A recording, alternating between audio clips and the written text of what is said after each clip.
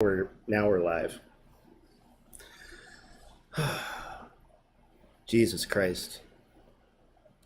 It has been a long time coming.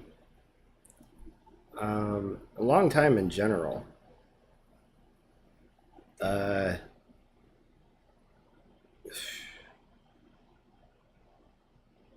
I don't know how many of you actually know my full story now that I think about it, or exactly what has happened in between point A and point B. Um, what are those 2 points? Well, there was a period in my past where life was kind of dark and grim about 10 to 12 years ago. And I felt so low that I wanted to kill myself. A lot of this was due to witnessing my mother in relapse due to a drug addiction that I thought she had kicked, but in its manifestation resulted in her lying to me multiple times in order to acquire my vehicle for her own personal use under false pretense, um, disappearing for a week without any word as to where she was, and me having absolutely nothing I could do about the situation, having zero control over anything that happened next. And then she showed back up randomly. Um, and all I wanted to know was where she was at and what she was doing with my car. Somehow, this resulted in the police being called and a door being broken down, and me loudly proclaiming that I was going back to Texas. And here I am. 12 years later, I'm back in Texas, and I've been in and out for a number of years. I have to say, there are pros and cons to both Texas and Florida, for a number of different reasons. Over in Florida, especially towards the last few years, I had access to medical marijuana to the point where a dispensary opened up within 15 minutes of my grandmother's home, um, which is quite amazing. Never thought Florida, of all places, would ever get that far. Um, it's one of the high points. But to say that that's the high point is to say that the whole state kind of sucks in comparison. So I can't really say that, other than the beaches, which maybe now if I were to go back, might be able to appreciate them more. Might be able to really enjoy island life, really, find my cut. But at the same time, I think about a lot of the things that people don't otherwise think about that I know because of firsthand experience, such as the fact that there's a lot of homeless meth addicts that sleep on the beach, um, in in North Florida.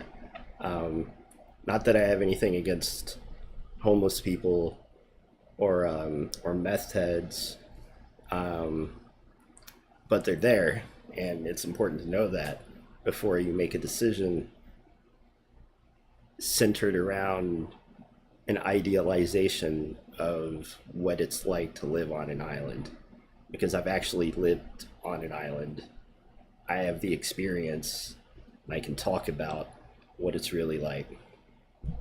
or at least what it was like on one island. You know, the only island I've lived on.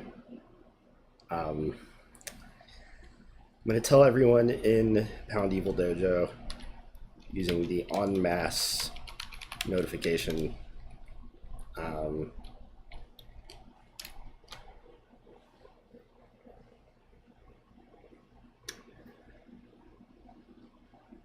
so hopefully people start showing up. Part of the problem with doing a live cast is that everyone's in different parts of the world, and so you can't always catch everyone at a certain time. And the people who end up blowing up, um, I feel like it's really got to be a combination of both live media as well as like planned media or planned videos that you just drop kind of on the fly. One of the reasons I haven't been doing as much content lately is I've been working out my back, trying to get a bit more comfortable with my desk setup, trying to work on my feng shui a bit. It's starting to improve, and I believe that I'm working out some very deep pains that, you know, shout outs to my mom again, were introduced as a result of physical confrontation that occurred many years ago at this point, but the impact of the injuries have been long lasting. And at some point, when things are a bit more stable, would definitely be okay with getting formal examinations and setting up some sort of a plan of action in order to address whatever structural issue it is that's been causing the kind of increase in joint popping that's been progressing. It's like almost accelerating, I feel like, but at the same time, there were multiple injuries or attacks I suffered under mom's rule. Um, this goes to show that, you know, in some regards, I don't feel like I should be here. Um, oh, wow. Wow, Ralph, thank you. That means a lot, especially after having said that. Um, I feel like I have a perspective to offer. You know, in the light of the whole Roe versus Wade being overturned, and you know the whole discussion of, you know, a woman's right to choose, and I think about the fact that you know, my mom once told me that she needed Jesus because she had an abortion before I was born. And it's weird to think about it from this perspective, right? A chatter named Milkness said something kind of upsetting, but it was an interesting perspective to say. Um, she didn't quite understand what I meant, and she was trying to suggest that I was the abortion, and that's kind of like I'd be like the main character of that one really dark game where you play as like the aborted fetus. I forget the fucking name of that game. Ah, shit. I'm gonna have to ask a friend of mine what the name of that game is. It's in my Steam collection. I should just look up my Steam collection. Fuck. Um, When's the last time I even logged into Steam? You know, part of the mentality of the podcast, I feel like, is you want an excuse to talk, right?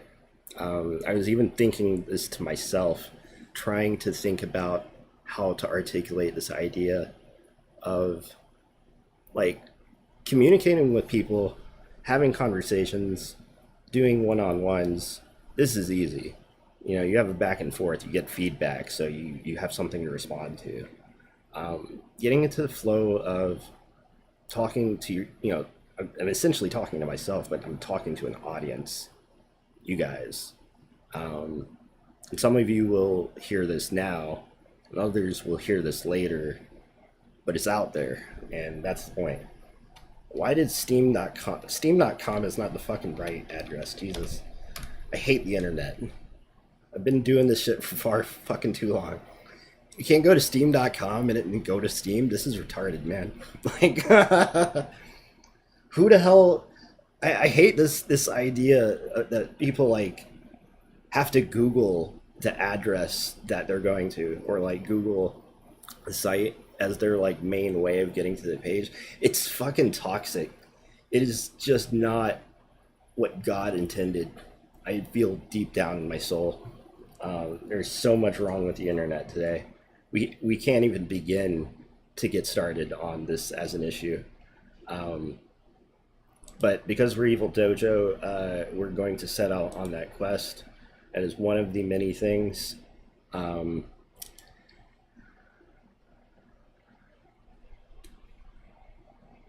Let's see, they should have sent me a code. There it is. Seven. Okay, I'm not gonna read that. Okay. Submit. A lot of this podcasting thing is like you want an excuse to talk to people, right? I have many hours in my day where I'm literally just sitting here doing nothing, just reflecting on everything I've been through, trying to figure out what the hell I'm supposed to do here, what makes sense, what feels right. And I've been programming for a very long time, and I still enjoy it. I still like finding ways to automate things at a large scale. And one of the things that we'll be looking at in this podcast, not necessarily today, but over time, will be different things that I've picked up through the bug bounty community and the hacking community at large in relation to web application hacking at scale. I'll share techniques that I've used myself to personally discover vulnerabilities. The goal has always been to increase my income, and in proving to myself that I understand all of this stuff in general, be able to teach it to other people. The problem is patience. You know, you get immediate feedback when you're writing code. You get immediate feedback when you're building things. This helps reinforce the dopamine, desire to continue onto a project. With something as large scale as a web application pen test, you have to have a lot more patience, and you really have to have the ability to distract yourself while long-running processes are finishing up, because in the best case, you could fully automate something and immediately find a result. But in the worst case, you have to wait a very long time for the results of an automated process to finish, and then have to manually dig deeper into those findings. I'm looking. I have money on my fucking Steam account? What the shit? It says I have like 18 bucks. When the hell did that happen?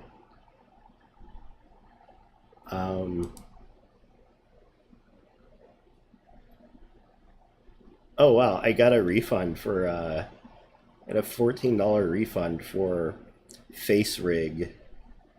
Oh yeah, I tried it out. That's right. I tried out this 3D face tracking shit, and it was like kind of neat. And it was just like the setup was just kind of weird and atrocious. Like too many moving parts, um, too much, too many programs you need to open or to have open, too much resource usage for this little machine. But it worked. That was a cool thing. I've got $18 on my Steam, so I could use that for anything.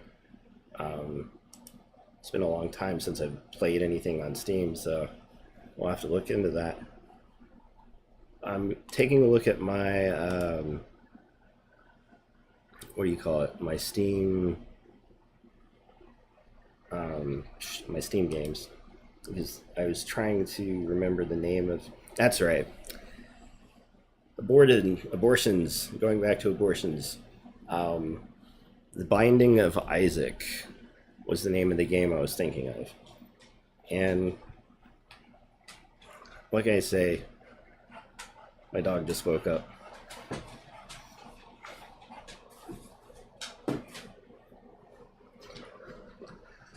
Um, yeah, Mom said she needed Jesus because she had an abortion before I was born, and I'm glad to be here in general. But I thought it was an odd thing for her to say, and the reason why is we used to have a joke, or kind of like an end thing about like Mom's way of trying to convince me not to talk to strangers as a kid was through these stories that she would tell me at night about a twin brother that I had named Dikey. My name's Mikey, and Dikey was supposed to be my twin, but in all of the stories, he got kidnapped by this guy called the Big Bad Dorito Man because Mom knew I was really into Doritos. They're my favorite chip now and then. It's very hard to find one that beats a Dorito. Um, you can have a very long form discussion about the nature of potato chips versus corn chips and all every other kind of chip out there. Veggie chips are also a new good one. Um,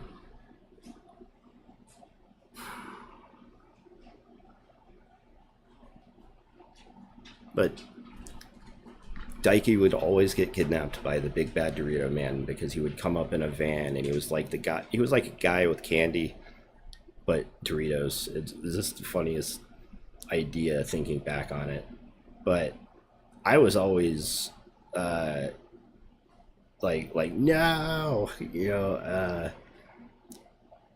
I really bought into it, and so her stories definitely influenced me for a long time.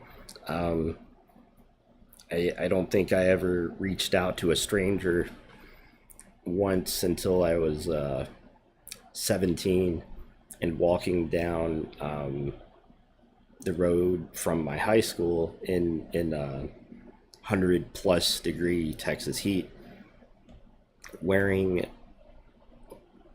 20-pound ankle weights because I was badass back then and thought I was Goku. And halfway through the venture, realized that I was kind of in and over my head. And though I was intent on trudging on, someone pulled over on the side of the road and offered me a ride home. And I took it. It was a very interesting experience. The guy picked me up and he was on the phone with his wife. It was a blue car and some Mexican guy. And he was explaining to her that he was going to be just a few minutes late because he picked up this kid and he was taking him home, which thankfully I just lived like literally right around the corner. Um, nice guy. Good experience. Definitely made me think twice about talking to strangers.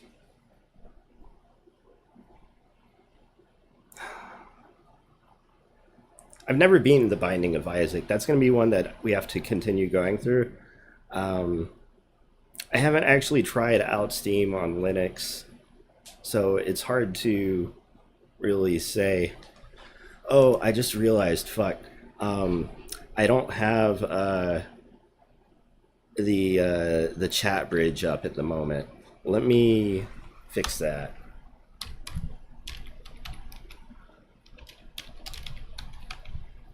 Okay, 20 minutes in, just now getting chat interoperability. My apologies. Um,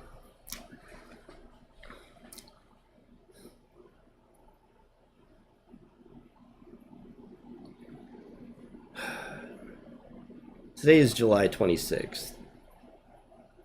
2 days ago, mom would have turned 62. Exactly 1 year ago today. Actually, it'll be around like 6 p.m. or so at night. I can go back and look exactly what time it was, but it was about ish that time when I got a call from my grandmother. It was the most clear headed she had been in a long time.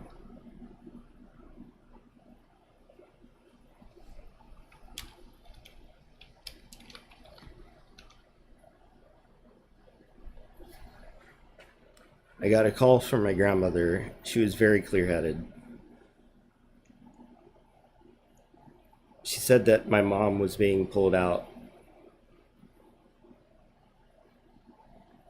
on a stretcher, being placed on in the ambulance. She didn't know what was wrong, but that she would keep me posted.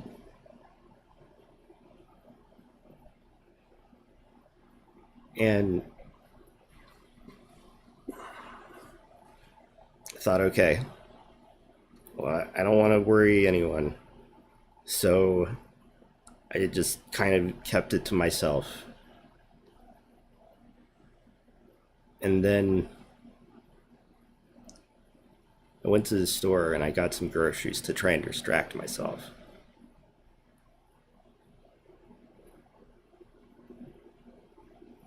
I ended up making spaghetti that night, and I actually have not made spaghetti since. Now that I think about it, mom wouldn't be very happy knowing that, but it's very emotional food for me. It's between my father and my mother. They both debated on who actually taught me how to make spaghetti. Because in reality, both of them did. And they both had a different kind of approach. And both of those approaches have merged together with my own approach, which has evolved over time.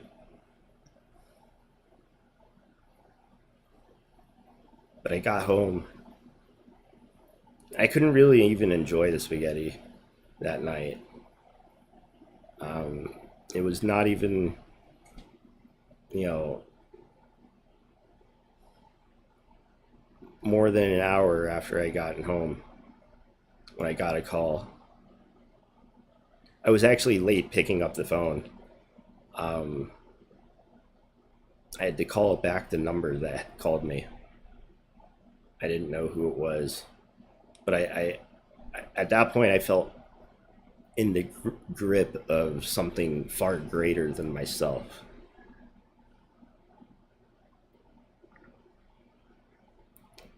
Because a lot of what happened after that point has been fully automatic.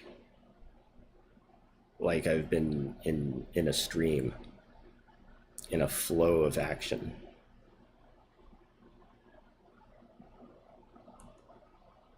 I called that number back, and it was the Nassau hospital,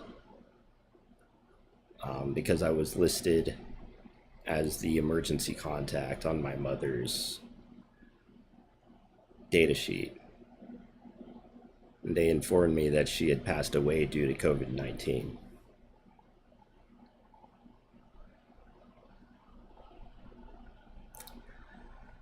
I thought they were joking. I legit actually asked them, "You're joking, right?" Um,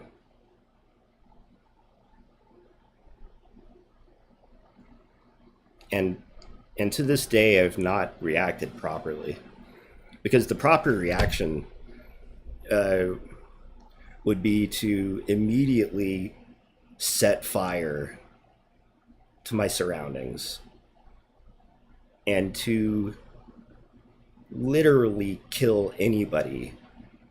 Like, I would probably, like for me to properly react would be for me to legitimately suicide by cop.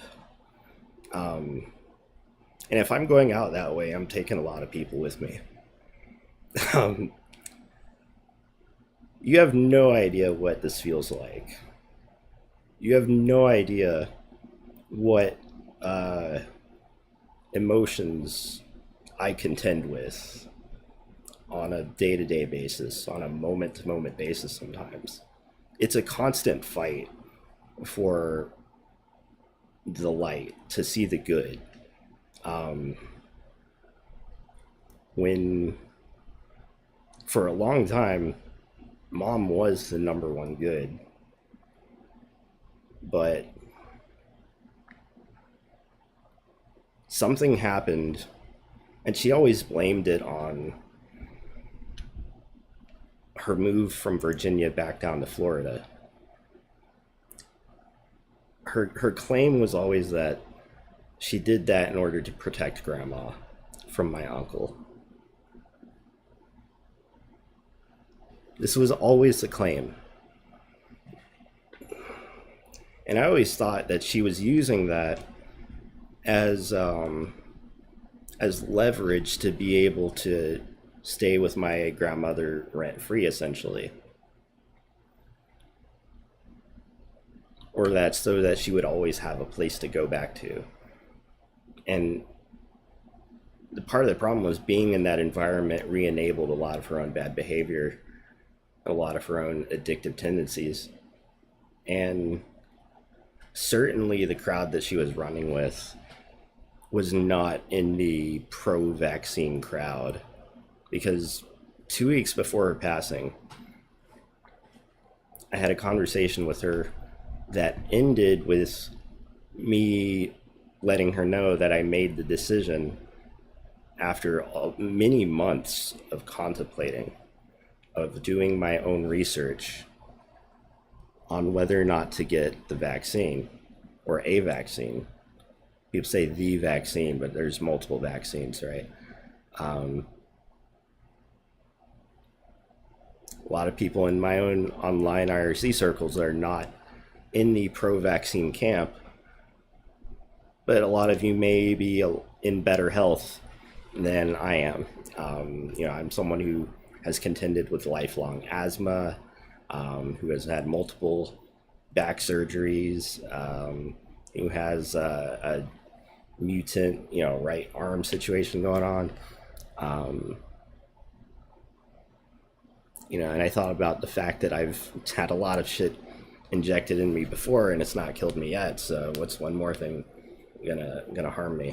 And when I eventually did get COVID, I had basically no symptoms, and nothing felt any different than I already feel on a day-to-day basis, living with allergies and asthma and that sort of thing.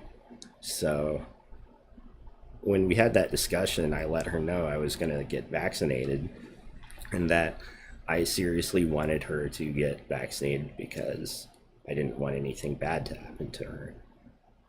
And sure enough, she rejected my advice. I'm not sure that her getting vaccinated would have saved her, but I believe that it would have at least boosted her chances of survival. I think that's a very straightforward and logical proposition. And I try to be that kind of person at all times. I try to be logical and rational. And that's part of the problem, is that I can't properly express my rage and my discontent with how things have unfolded. It was already bad enough that I watched mom go through what she went through over the last 12 years. And there were certainly good points during that time.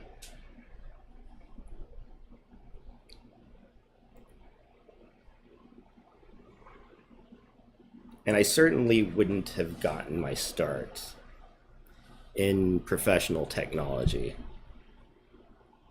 in the corporate world if not for her getting me connected with Alan Fillingame and Paul Weatherhill.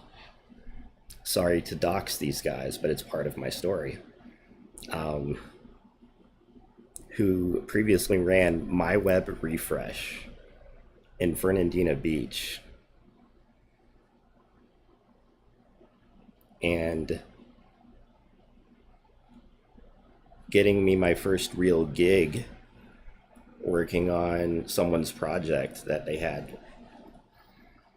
Paul hasn't contacted me in a very long time, and the last that I've spoken with Alan was to let him know that mom died last year. Prior to that, Alan had contacted me about some former NFL championship winner who started like a restaurant, and he was supposedly, working together with him on it. But at a certain point, like, when you've done so much big business, it all kind of blurs together. Um, ever since, that first meeting, I've worked on a handful of different corporate code bases, um, two different luxury cruise line like ship applications, um, one corporate like warehouse app, um, one financial services app, credit card app. I don't know what you want to call it. Um, and then I got my start, and that was all mobile development. Then I got my start doing mobile pen testing as a security consultant for a handful of different corporate clients. And then I ended up tutoring um, hundreds of students over the last, 2017 till now, 5 years. And even then, I had tutored before that in college, but in a different kind of way and context, which as a result ended up being a good kind of fit. But when I look back on it, um, I think about the nature of how the work was done, and a lot of it was strictly out of survival and necessity, because I was not exactly in a position to be able to get another gig that I could actually get to easily. So finding myself in a situation where I could get students and line up, a schedule where I have students every, so often every day. And then shortly at the same time, I ended up doing pizza delivery for Domino's for something like 2 years. And that was like one of the longest places that I've ever worked, oddly enough.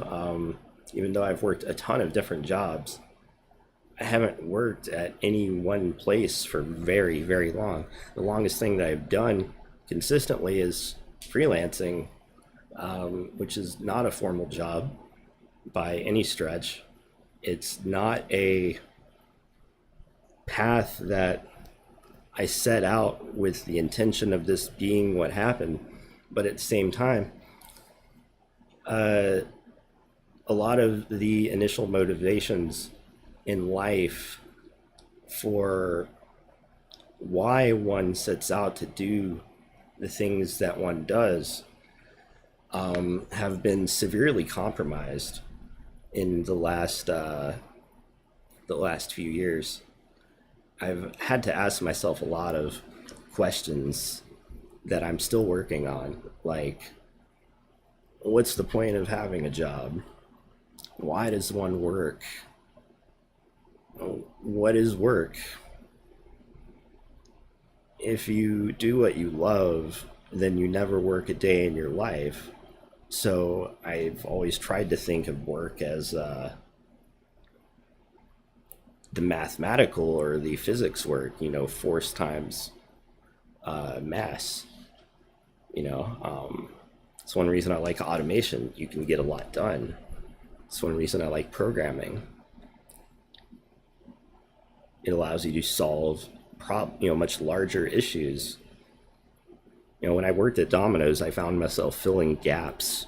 We had often a full store of employees, but people were tending to individual stations, and I found opportunities where a station, transitions from one to another, but oftentimes someone might get stuck. And so I would kind of help out at a station to help smooth things out. Like in many cases, for instance, we would like run out of boxes, right? And so many times nobody's making boxes. It's the last thing people do. Normally, you bake boxes in a pizza shop if you've taken care of everything else. Because if there are no boxes made, then you make a box. And the name of the game is that you try to have like a lot of boxes lined up so that they're ready to go when a pizza's made. The art of making the box itself is like, if you're good, you can use a very specific hand motion. I usually use a combination of my chest and my hands to perform that sort of procedure. And you get good at it after you practice a bit, just like anything else. But there was a time where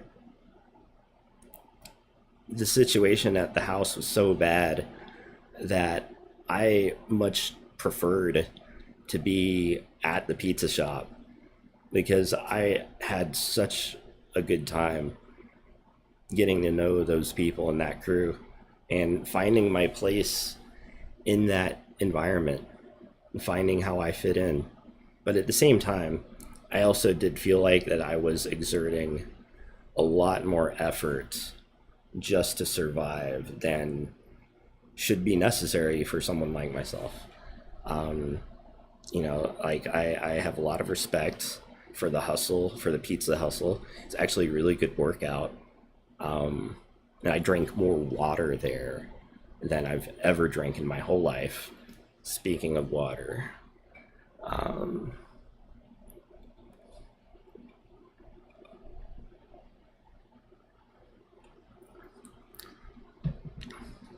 so I have a lot of respect for the pizza hustle, but it's a job that averages out over time. Like, you're gonna get people who don't tip you and who stiff you, and you're gonna get people who tip you well.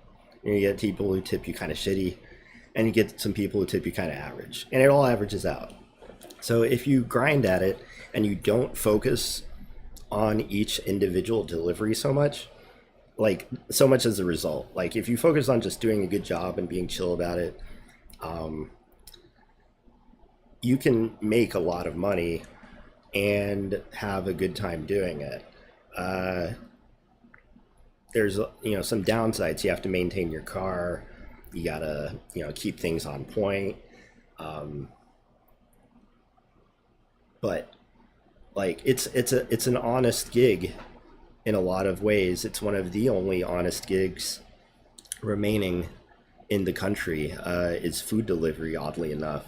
But I think food delivery in the context of specifically corporate pizza, Domino's in particular, because that's where I ended up working, and they're also the company that I've given the most money to pizza wise.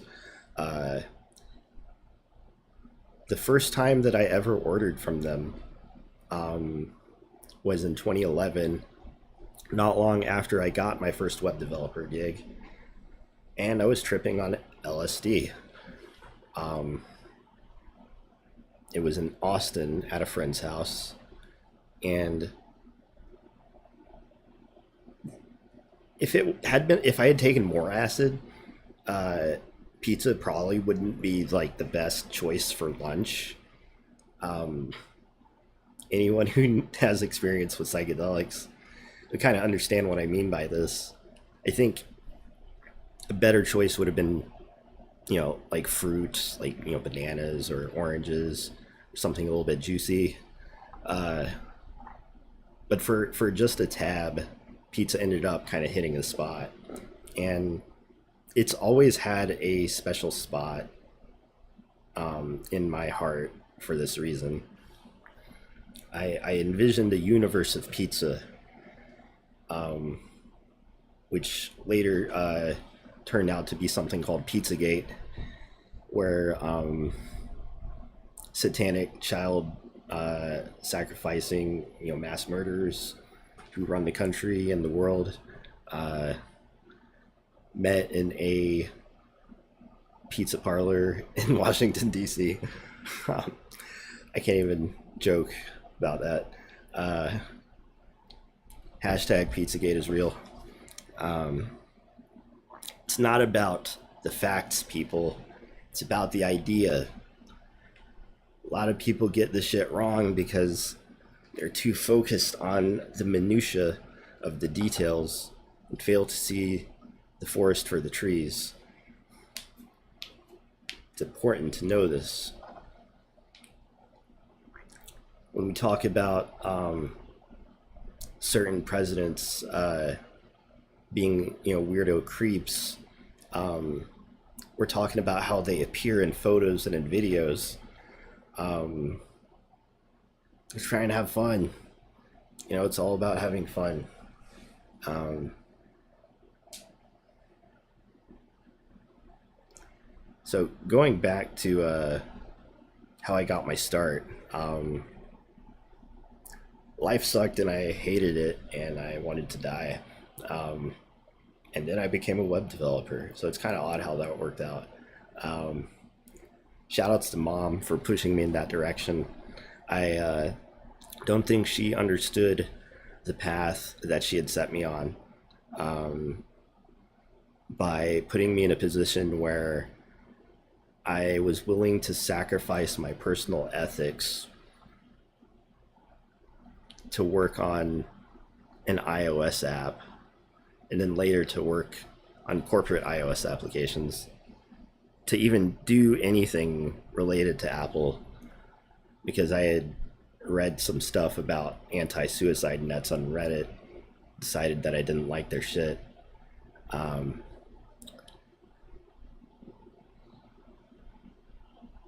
Now I don't do any iOS stuff anymore, but I could if I wanted to, but I don't have any iOS shit, so I really can't. But if I had it, I could, but it's not what I want to do. It's more about what people pay me to do. Um, but at a certain point, you realize, well, what do I want to do? What do I want to make? I have all this stuff, all this ability, all this skill, supposedly. What do I want to do with it? What was the whole reason I got started with this programming shit in the first place? Was to make games. It's because I played Super Mario Brothers when I was 3 years old, and I asked myself two questions before I could even formulate the words. Where did this come from? And how do I make things like it?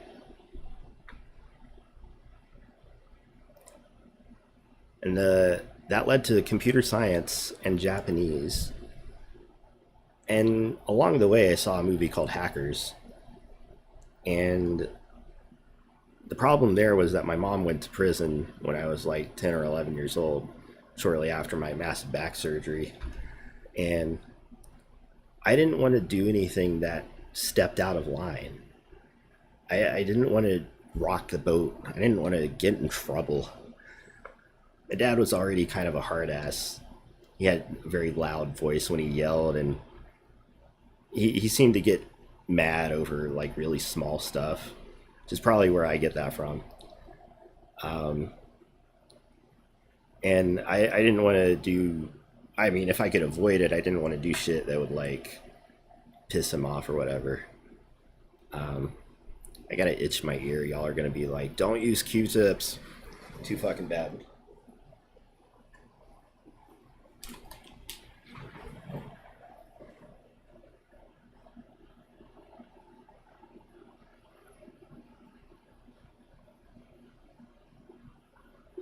Ugh.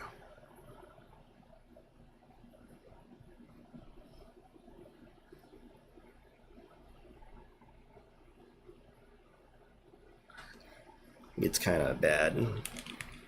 Allergies suck, man. What was I saying?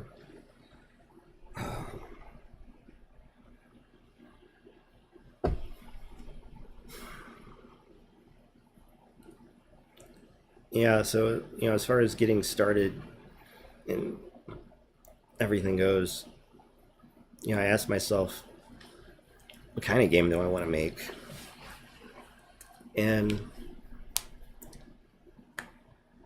the answer is the same as it's been since 2013. But the problem is the kind of game that I want to make takes a long time to make.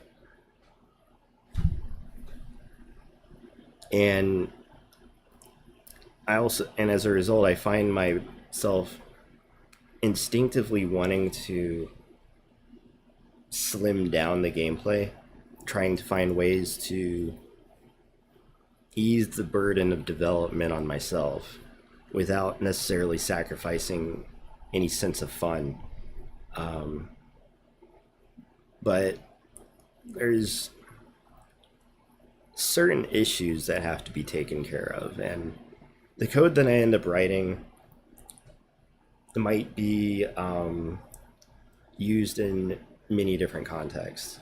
So, like as an example, if I start writing code for an RPG and I want to create a bunch of different weapons, armors, items, things like this, I could use those items that I create in one small game and then in another, and can even build small games composed of different objects that I create on the way to making a much bigger game. And so the way that I think about making things in general might just need to change. It might be kind of inside out for me. Um, Maybe the way that I actually construct things is not by sitting down and formally declaring a giant project and then seeing it through. Maybe the way that I actually get things done is by highly efficiently constructing very small things that end up composing together to make a much larger thing later on. This has always been the nature of code writing for me. And whenever someone has like an idea of like and a thing of some targeted function that they're trying to realize, very often I'll use my own process, which is to start from that point and then work backwards towards the beginning in order to kind of understand the path that has to get taken. So, like as an example, let's say you're scraping the web for some XML document, and or maybe or maybe some HTML document, and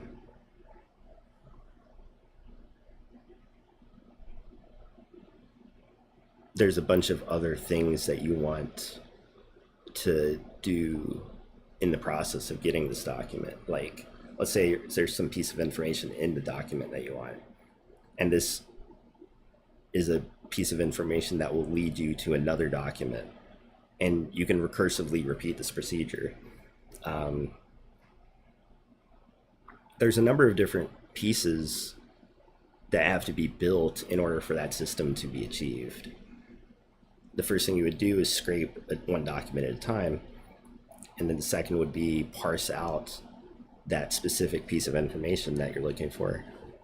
And then the third would be to attempt to chain these functions together so that you scrape a document, you get a special code, and then you get the next document, and then you get another code, and you repeat this until you run out of input or feedback from your system.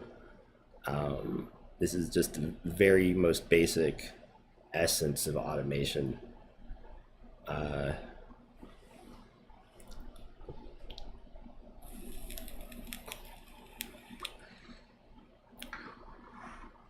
so why is that useful to know? What am I saying by all this? And I'm saying that there's kind of an ebb and a flow to the way that I do things. There's kind of an ebb and a flow, I feel, as a programmer, as a computer scientist, as a hacker, whatever you want to call me, um, to how work gets done at the machine. I don't think, oh, I need to do this, oh, I need to do this, so much as I often guide myself towards a particular desired solution. And this starts by opening up your editor and getting yourself face to face with some code and some feedback, and establishing that loop where you do a thing and get some output, you do a thing, you get some output. And when you establish these abilities to make changes, you can then logically dissect the system that you're working on in order to either fix bugs that exist or to implement new features. If only we could confer design principles to machines, but maybe there's a way to do this. Maybe there's a way to do this.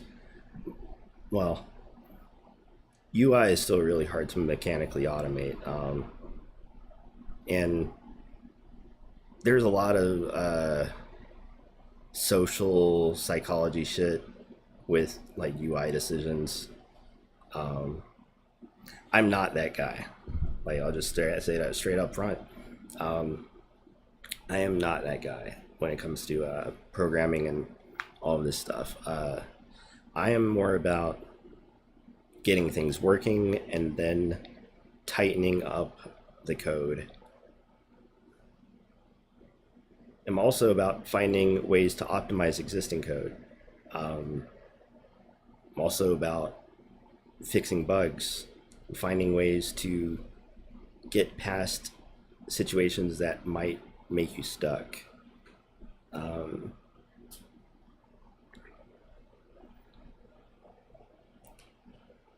And I'd like to be able to demonstrate all of this in principle by making a game over time.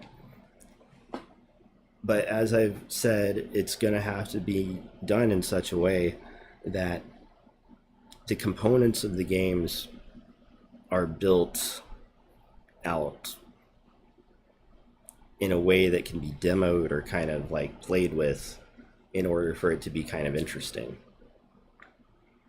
Because the code and the objects that are created can easily be brought into multiple games. And that's what I'd like to do, because we want to be able to make a game that ends up being a big game. You know, like, I'm not talking about like sequels so much as a 1.0 and a 2.0 and a game that, you know, continually gets updated, patched over time. A dungeon crawler, and I even started on one, but it is 2022 and Python is where it's at for me right now anyway. We have a setup in Pygame that's kind of ready to go, so I could actually start formally working on things. We have the ability to create GIFs and animated sprites, so that's going to be a very difficult part of the whole equation, is making it look really good. Is it's going to be easy to get the objects in. It's going to be a lot more difficult to make really nice looking icons for everything. That's going to take time. It might even require us to hire a dedicated spriter. It might even require us to find ways to do machine learning to help generate sprites. It's the kind of thing that we're going to have to address over time. And so I'm going to have to push the system forward far enough for us to need that sort of thing, if that is what is to come to fruition. Because I have a lot of anxiety about it, and I don't want to stress about it anymore. I know that I have the ability, but I also have a great appreciation now for the amount of time and energy, the effort that goes in to making anything of really high quality. If I had a more stable life situation where I had just infinite free time, where you know, I had nothing to do through the days. I said earlier, I have time here where I'm just sitting here doing nothing, but on my days off, when I say time doing nothing, I'm talking about the concept of hours. To make something really good, like, is going to take years. You know, you only have 24 hours in a day, and you got to subtract out about 6 to 8 of them for sleep right away. So you're left with 16. Assuming that you have a normal day job, you've got another 8 that you cut out of that. And then you only have 8 remaining, and if you're a family person, a lot of that time is going to get eaten up taking care of other people. A very small amount of that's going to get dedicated to self-care, if at all. Most people don't even understand that concept. I actually don't know.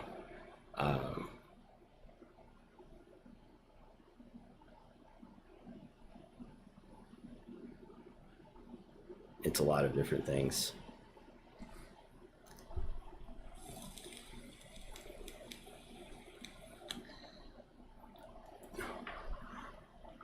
Making anything good takes time. It's a lot easier to write good code quickly than it is to make a great program quickly. A great program might consist of a lot of code, but a great program is ultimately composed of a number of different functions, each one of these functions can be, as long or as short as they need to be, but good program composition ultimately results in functions of relatively small size, easily managed and maintained code bases, and the ability to easily and quickly make changes and try things out. This is how I've kind of always approached, scripting programs, and I've been doing this for a long time. I'm 36 now, 36 and a half. Oh, poor baby, she's gagging. Oh, barfy. Just going into the bathroom. I've been writing code a long time. I'm 36 now. I started when I was 11, when we got our first MS-DOS computer. And it's been a journey. It's very hard to compress 26 years worth of programming knowledge into, an hour's podcast, let alone explain any of this to your mom in a short enough time frame, especially when she's on drugs, especially when, to a certain point, you thought that you yourself were the most impatient person on the planet, and yet you have a mom who can't sit still for 5 minutes either. I was lucky to get her to go to a yoga class with me. That's a really good memory, actually. Thinking back on it, I was in a room surrounded with MILFs, and I got my mom to go to a free yoga class. She actually wanted to go. It wasn't like a really hard decision for either of us. I'm down with yoga in general, and especially when I saw the crowd that normally shows up. And they did this gong thing. Like, they had a really giant gong that they could hit, and I actually don't know I don't remember if it was a giant gong or how big it was, but it was big enough because it kind of induced like a psychedelic sensation. And one thing Mom commented on really hard was that it took away the pain that was in her arms, her hands. I thought that was remarkable, and that was something we should have gotten into the habit of doing on the reg. Unfortunately, things didn't pan out that way.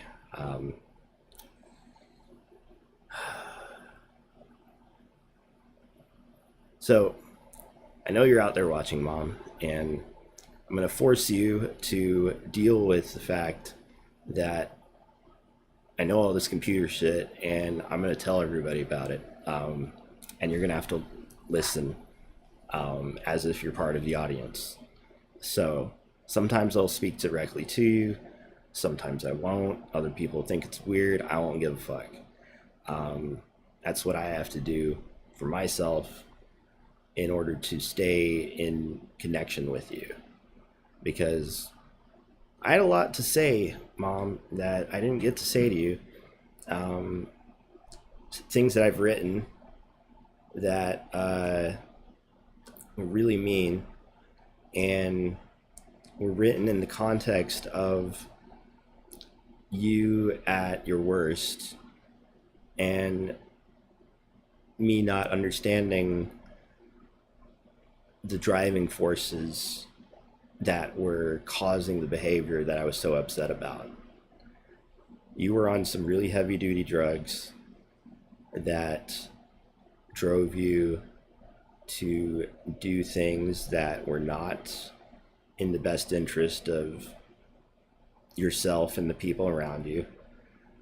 And that's the lesson that I have to take forward is that certain things should not be messed with. And when in the presence of these things, it's not a good idea to stick around. I made the mistake, and I have to live with that pain. It's not so bad though. The time since has been a lot better than Florida was. I'm very thankful that I have my own place. I have a beautiful dog. As of 5 months ago, I can't believe it's been that long now. Um,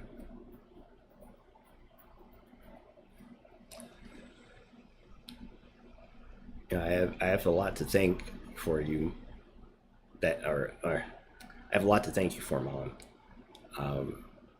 For all of the complaints that I had while you were still around. You know deep in your heart, in your spirit,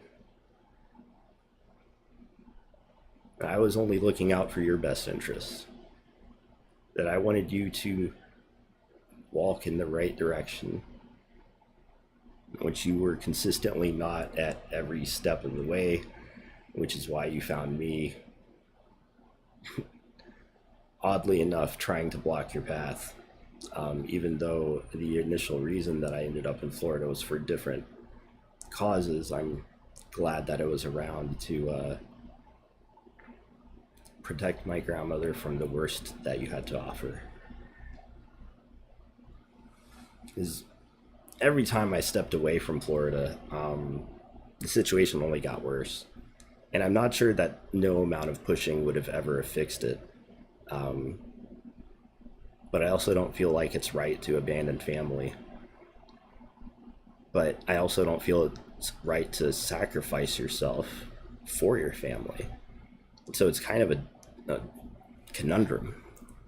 It's kind of a weird paradox. Something to think about for sure. Self-preservation being a thing, but at the same time, there are those that we love and care for. At a certain time, we have to put them down and move on and find our own way in life, right? Because we only have this one life. As the kids say, YOLO, right? You only live once. That's the motto, YOLO. Which is why I decided to podcast at 3:30 in the morning for an hour. Because I'd meaning to do something like this. It's amazing how people's words get in your head and try to influence the way that you approach things. It's important to blast past that. Like when they say "fuck the haters," it's a real thing. You have to be yourself. This is me. Octo said something to the effect of, "How about you do a podcast on something like direct?" And it's like, that's not how I do things, motherfucker. I don't make content for third grade brained school children who try to DDoS my channel, or who try to DDoS my VPS and kick me off of my own channel. That's not how I make content. Shout outs to Octo and Jubird, who have been very upset at getting banned from Pound Evildojo, but so long as they continue to make themselves this much of a target for getting made fun of, I'm going to continue to do so. And if they see this, good, because rest assured,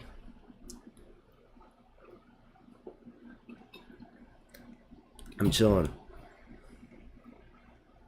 I got bigger things. Why was I banned for chatting about curry ramen? I don't think you were banned for chatting about curry ramen. And I'm pretty sure that if you are banned from Pound Evil Dojo at the moment, it's really hard to find because we have a really big list of bans at the moment. We had a huge number.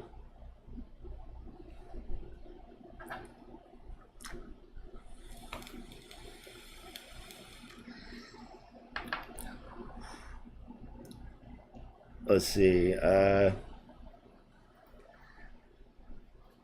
I'm convinced that you're in cahoots with Jewbird. That's why you're banned.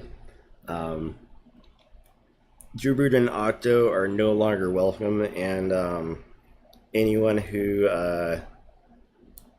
hangs out in bird nests is definitely suspect. Um,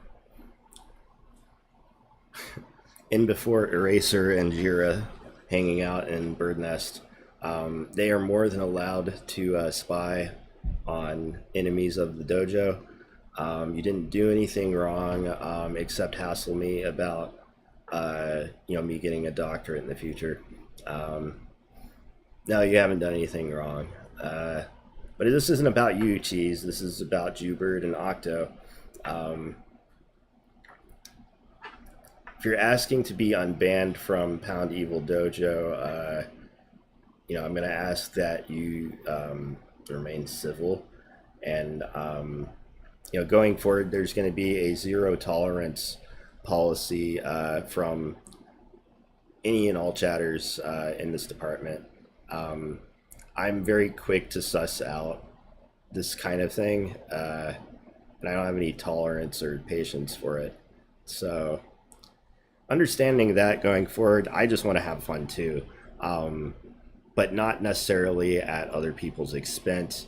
Uh, I was being civil, Jesus fucking Christ. You were being civil when you were giving me all of that hassle about. See, you're doing it right now, though. You're just asking to get your shit pushed in, and I'm going to. So I will give the people what they want. It's not hard.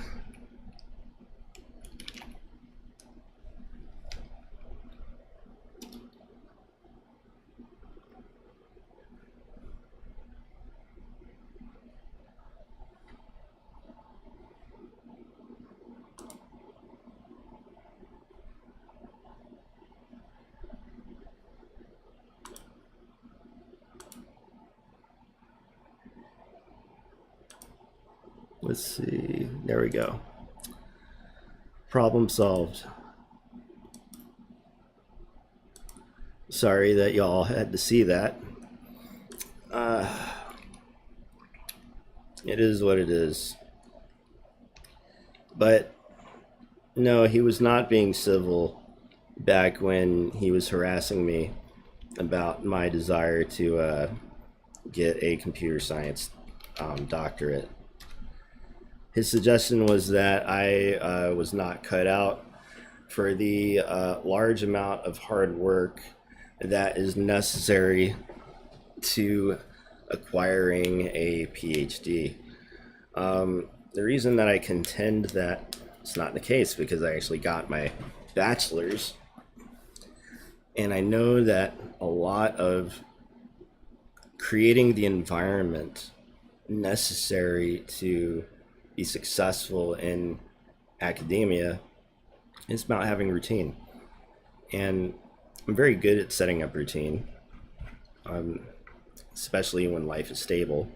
And if you're able to carve out enough chunks of free time throughout the day sufficient to be able to do the work for your classes, you can get into a procedure where you're kind of just mindlessly grinding through everything, and you don't really have to think too hard except about what you're actually working on. And at this point in the game, writing code is more about a tool. I'm no longer like daunted by semantics or syntax at this point in the game. It's more about picking up new concepts and finding ways to integrate and utilize them. And I think it would be very interesting to at least be back in an academic environment where I was working for a department, because I enjoyed that time. I enjoyed doing research, being a research assistant. I enjoyed being a mentor, working in a lab. Um, I felt very at home in that environment. Uh, and so it's definitely on the agenda, but it may not occur this year, um, may not occur next year, but it'll occur eventually, um, if something else doesn't pop off before that. But it's almost inevitable. It's still a desire that I have. Uh, it, it's more about getting my foot back in the door. If there's a way that I can avoid taking the GRE, which I believe I can if I go for my master's first, I might be able to at least put it off, and then maybe I can like circumvent it as a requirement. So a lot of the same classes that I would be taking through a master's program would also be the classes that I would have to take at the beginning of the PhD. And so I've kind of, done a little bit of research already, um, but I might think twice about like what my theses would be on. In the past, I've had ideas as far as what that would go, such as used to play a lot of Tetris Attack, and I thought it would be fun to try and find ways to automate that game. Um, Kind of silly, but prior to that, I didn't have a specific thesis topic in mind, but I had ideas that I wanted to do things in the computational linguistics department. Um, I was really interested in how kanji systems, like handwriting systems, recognized radicals and things like this. I didn't know where that was going at the time, but it was definitely a peak interest about halfway through my degree plan. Good times in general. Shout outs to Dr. Winsborough, Nate, who's also in the hereafter. Um, it's funny that someone who continuously tries to join my channel and then complains about being banned and then tells me to go to hell, um, would ever, spend time or hang out. Um, why even waste, that negative, like, why even put yourself in a situation where you're having that negative energy? Um, if you didn't say anything nasty to me, I wouldn't need to ban you in the first place. Um, but people be coming at me sideways all the time because they don't think I'm like really about what I say I'm about, and nobody got time for that. You know what I'm saying? Or no, you don't know what I'm saying, which is why I had to ban you just now. Um, if you did know what I'm saying, you would still be in the channel, and you would have voice along with Bluzek, Eraser, Mott, and Elegy, who I just gave voice to. I need to have a setup where people get auto voiced, I think, maybe. Um, so long as we don't have any more DDoS attempts or people like spam joining attempts, we don't have to put up defenses. It's kind of silly, but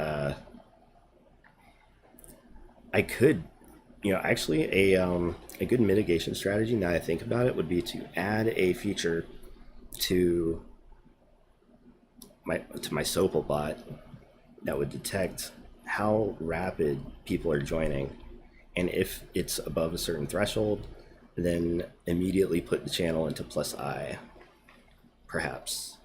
If it's not immediately after a net split, there's actually a bug that I have to fix in Sopal too, or not in Sopal, but in the bot that I'm running. one of the scripts accidentally unsets voice or certain modes, and I haven't figured out exactly what conditions trigger it. So if anyone's actually interested in an Evildojo bug bounty, that would be one that, if you can beat me to the fix in order to replicate the error, then that would be amazing. But if I can beat you to it, then no go.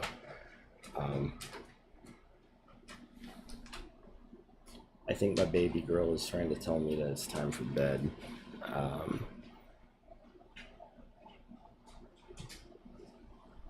It's almost 5 in the morning, but we've gotten a little vent out.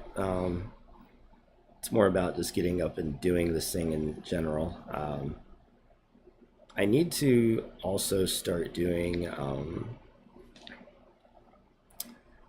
little advertisements such as this thing. If you wanted to get yourself a virtual private server, you can get one for essentially free from Vultr. If you use this link, you will get $100 towards your next server. You can spin up a lot of different servers. They've got dedicated cloud. Recently, I believe they've just launched GPU servers.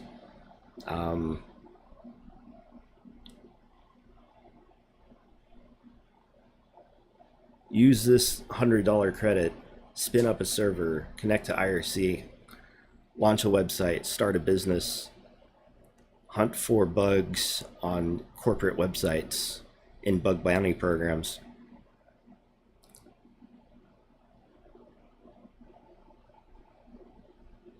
Do big data, machine learning, data analysis. There's a lot of different things that you can use a Vultr VPS for, such as referring people to Vultr. You too can get on the action and make some money with me by convincing people to spin up their own servers. Come with me, take a journey, give everyone $100 to test out the platform. Referred users must be active for 14 plus days and use at least $35 in payments to be counted as a verified sale. So I don't get paid unless you are on the Vultr for 14 plus days, and only if you use at least $35 or more in payments. Payments are finalized and issued on the business day following the 1st and 15th of each month. Your referral link below uniquely identifies your account. Use this code when linking to Vultr.com and start earning today.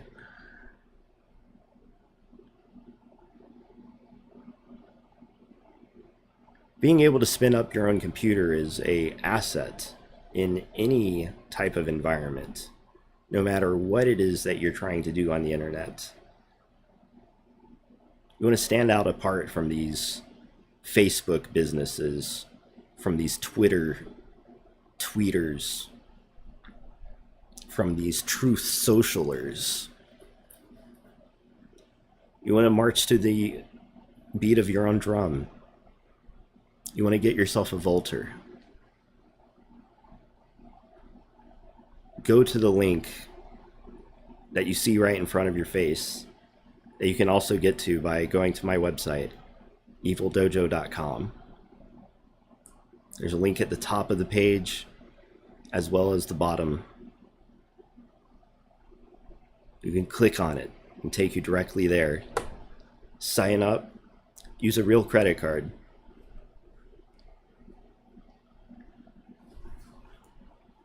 Use a real debit card. Use your PayPal. Unused portions of the $100 credit expire after 14 days. Go hog wild. Spin up 10 servers. You can spin up 10 $3.50 servers for $35 and effectively create your own botnet.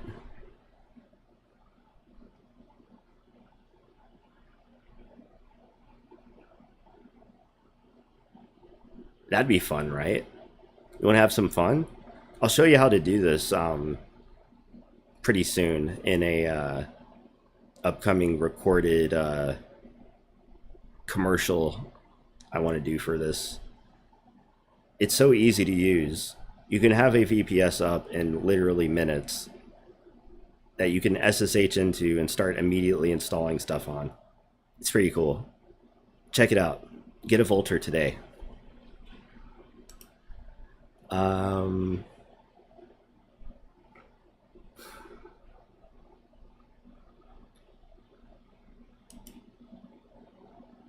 I like that. That was kind of a cool little segue.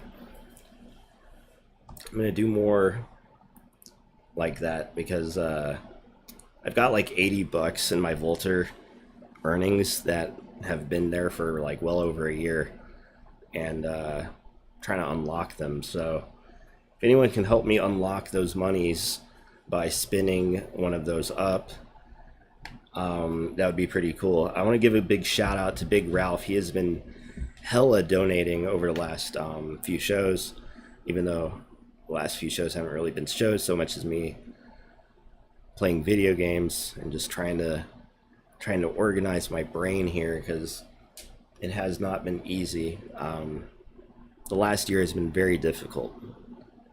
It's been exactly 1 year since Mom passed away due to COVID-19.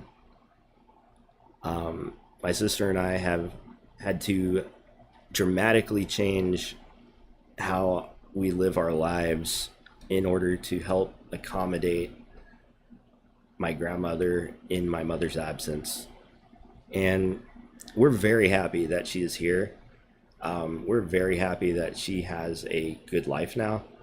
And Gracie's with us still too, which is fucking amazing. And it's a lot of work, but I feel like it's worth it.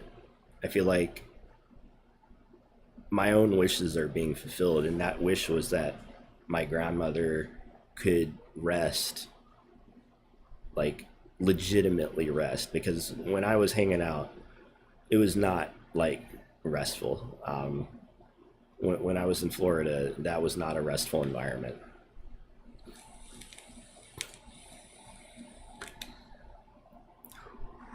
But now she can really, truly enjoy,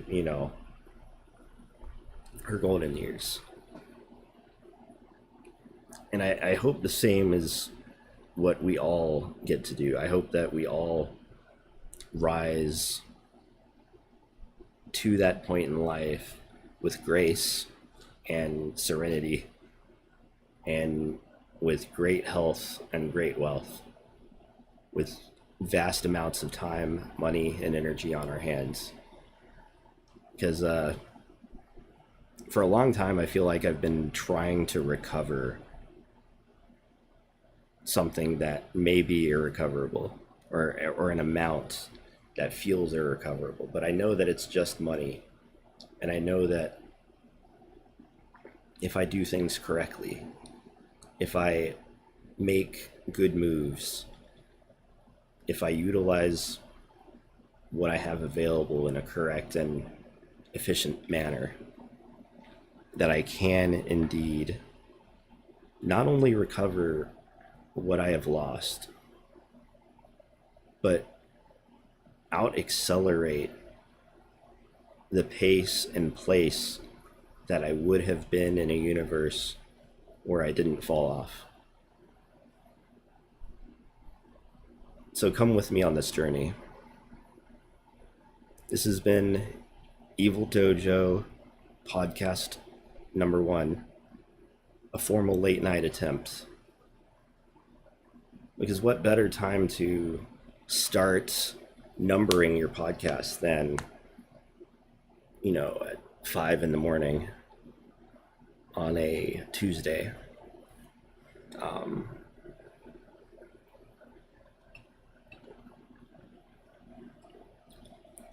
The only reason I'm up this late is because I don't have any melatonin, because I forgot to buy some at the store. So, and also I think because my red shift is not on at the moment. So I'm fixing that too. Last but not least, what's on the agenda for podcast number 2? And when is it going to happen? Let's see. So this is Monday going into Tuesday. Generally speaking, it's always this time of night when I have the most energy, when I have the most desire to get thoughts off. Most of my working day is not like this, so what I think is going to happen is I'm going to do some demos in a commercial in commercials for Volter. I'm going to show how to spin up VPSs and how to install stuff and how to bug hunt and how to launch tools and shit like that, and to show you how easy it is, because I think if people see how easy it is to do, then a lot of people will start using Volter and stop using AWS for everything, because you don't need all that bullshit for just running a really small website. You can do so much on a small machine. It's crazy how people are probably just abusing and just wasting computational resources that could be more efficiently used or put to other directions, but we'll get to all that.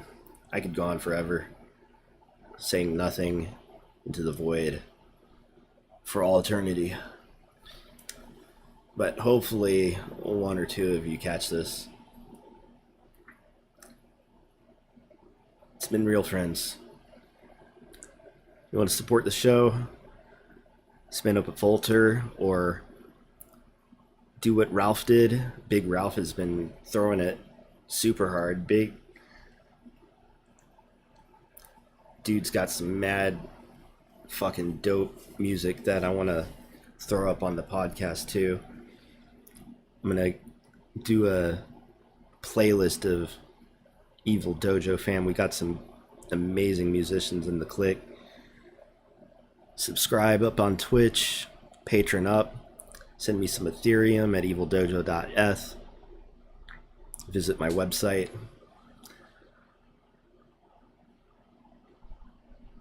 We all have something different to bring to the table here. Those of you who know, you already know, but if you don't know, you're gonna know. If you're hanging out, you will anyway. So, peace out, bitches. Love y'all.